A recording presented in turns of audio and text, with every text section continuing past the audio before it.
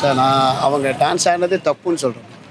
Husband wife ஆணாக இருக்கட்டும் பொண்ணாக இருக்கட்டும், ஒருத்தருக்கு எந்த அளவுக்கு வாழ்ந்துங்கிறது அவரோட இறப்பில் தான் காட்டினேன்.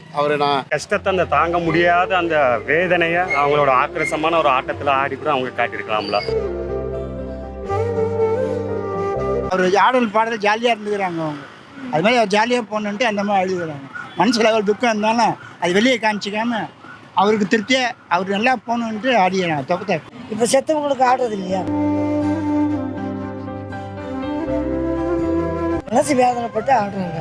இன்னைக்கோட போறாரு சாவு சந்தோஷமா போட்டோம் தான் ஆடுறாங்க.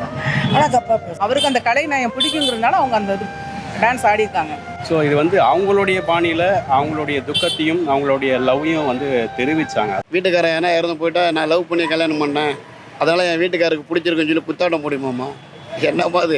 இன்ன வரையும் நான் அப்படி கேள்விப்பட்டதே இல்லை.